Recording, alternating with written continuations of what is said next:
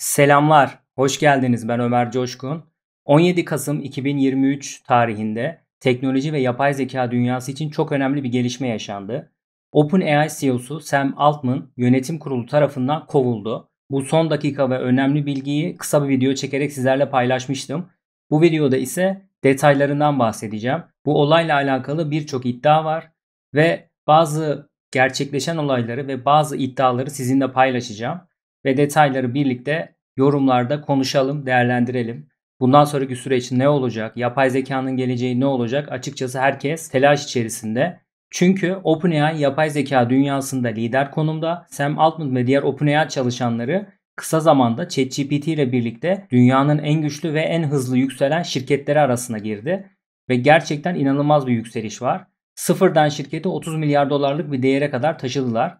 Bu önemli gelişme sonrası birçok olay yaşandı. İşler nasıl buraya kadar geldi? Sam Altman neden kovuldu? Bunlara gelmeden önce biraz OpenAI'den bahsedelim. OpenAI kar amacı gütmeyen bir şirket olarak asıl amacı yapay zekanın tehditlerine karşı insanlığı korumak ve yapay zekaya karşı savunma geliştirmekti. Tamamen bunun için kurulmuştu. OpenAI son dönemde kendini kar amacı gütmeyen bir şirket yerine sınırlı derecede kar amacı güden bir şirket olarak lanse ediyor. OpenAI'yi anlattığım ayrı bir videom var. Orada detaylara ulaşabilirsiniz. Fakat sınırlı derecede kar etmek birazcık çelişkili bir ifade. Yani hem kuruluş amaçlarından vazgeçmeyecekler hem de belli bir seviyeye kadar kar edecekler.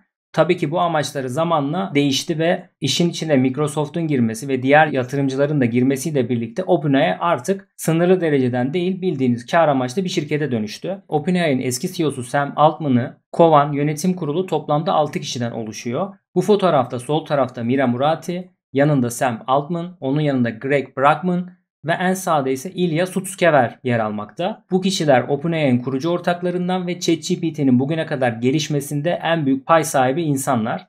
Peki ne oldu da iş kovulmaya kadar geldi? Önce bundan bahsedeyim. Ilya Sutskever bu fotoğraftaki kişiler arasında diğer insanlardan farklı düşüncesi olan ve OpenAI'nin ilk kuruluş günlerindeki gibi olması gerektiğini savunan bir kişi. Hatta bu ekip arasında en zeki ve ChatGPT'ye en çok fayda sağlayan kişi olarak da belirtiliyor. Ilya, OpenAI'nin bu şekilde hızlı büyümesinden çok rahatsız. Sam Altman ve Greg Brockman'ın agresif büyüme isteklerine karşı bir türlü gelemiyor ve aralarında bir çatışma yaşanıyor ve uzun zamandır aralarındaki anlaşmazlık buymuş. En son bildiğiniz üzere bir geliştiriciler sunumu yaptı OpenAI ve bu geliştiriciler sunumu da gayet başarılı geçti.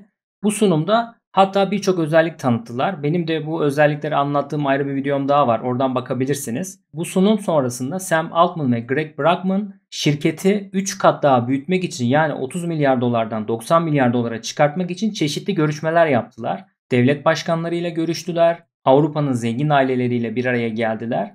Fakat bu durumdan İlya'nın haberi yoktu. İşte iddiaya göre iplerin koptuğu noktada burası olmuş. Yani İlya'nın haberi olmadan Sam ve Greg OpenAI'yı daha da agresif bir şekilde büyütmek için çeşitli görüşmeler yapmış. İlya bu duruma çok sinirleniyor ve yönetim kurulunu toplantıya çağırıyor. Yönetim kurulu 6 kişi, Sam Altman ve Greg Brockman olmadan yönetim kurulu toplantısı yapıyorlar. Hatta yine iddiaya göre İlya yanına şirkette çalışan 2 genç mühendisi de alarak bu dörtlünün dışındaki 2 tane yönetim kurulu üyesini etkilemek ve onların oylarını almak için sunum yapıyor.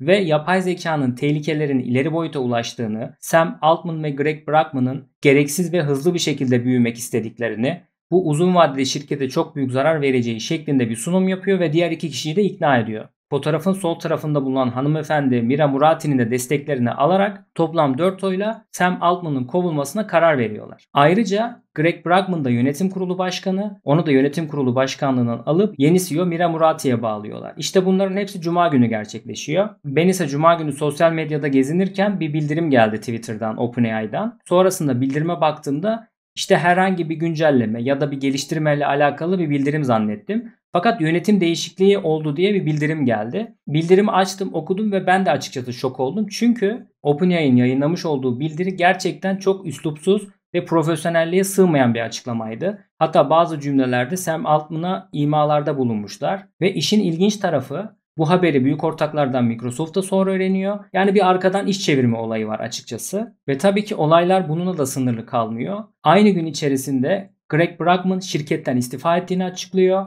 Sonrasında yine şirket içerisinde 3-4 tane üst düzey yetkili, hatta ChatGPT'nin geliştirilmesinde önemli rol oynayan insanlardan bazıları istifa etti. OpenAI'ın talihsiz açıklaması ve profesyonellik dışı açıklamasından sonra sosyal medyada ve diğer teknoloji dünyasında Sam Altman bir anda kahraman ilan edildi ve şu an ciddi bir desteğe sahipler. 19 Kasım 2023 Pazar günü ise çok ilginç bir gelişme daha yaşandı. OpenAI'da çalışan şirket yetkilileri, şirket çalışanları bir bildiri yayınladılar. Eğer akşam 5'e kadar Sam ve Greg geri dönmezse ve yönetim kurulu görevinden istifa etmezse bütün çalışanlar olarak şirketten ayrılacaklarını duyurdular. Bu olur mu olmaz mı açıkçası ben de bilmiyorum. Gerçekten OpenAI dağılma noktasına geldi. Hatta bazı iddialara göre Sam Altman'ı tekrar CEO'luğa geri getirmeyi düşünüyorlarmış. Tabii ki nasıl geri döner, döner mi? Ya da başka bir şirket mi kurar? Steve Jobs'ın olayını hatırlayın. Apple'ı kuruyor. Daha sonra Apple tarafından işten atılıyor, işsiz kalıyor. Daha sonra Apple'a geri dönüyor. Biliyorsunuz hikayeyi. Ona benzer bir hikaye mi olacak? Herkes Steve Jobs'a benzetti Sam Altman'ın hikayesini ve OpenAI'ın ve yönetim kurulunun bu yapmış olduğu hamleyle birlikte Sam Altman dediğim gibi kahraman ilan edildi ve şu an ciddi bir desteğe sahip. Yani işler çok karıştı. Bu gelişmeler sonrası canım sıkıldı açıkçası. Yani böyle olmaması gerekiyordu.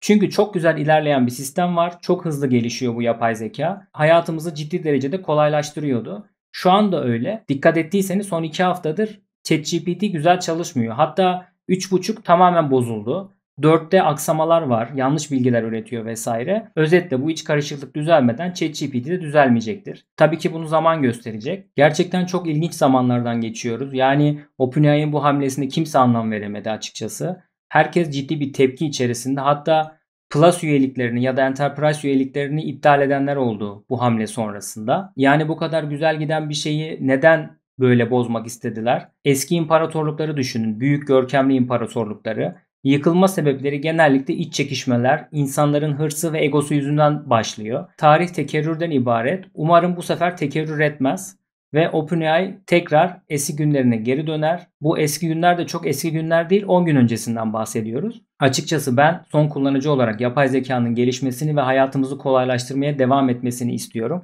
Tabii ki belli güvenlik çerçeveleri içerisinde yapay zekaya sınırsız bir güç vererek değil. Yani insanları bir kenara atmamalı ve tamamen yapay zeka kontrolüne geçmemeli. Aslında İlya bunu düşünüyordu. İnsanların güvenliğini sağlamak ve yapay zekanın kontrolden çıkmasını önlemek istiyordu. Belki o da kendince haklı. Sizler neler düşünüyorsunuz OpenAI'nin bu hamlesi hakkında? Yapay zeka dünyası bundan sonra çok farklı olacak. O belli oldu. Açıkçası bu işler düzelmeden de ChatGPT'nin düzeleceğini sanmıyorum. Bakalım neler olacak hep birlikte göreceğiz. Umarım bu videoyu beğenmişsinizdir. Teknoloji ve yapay zeka içerikli videolar gelmeye devam edecek. Ben Ömer Coşkun. Bir sonraki videolarda görüşmek üzere. Kendinize iyi bakın.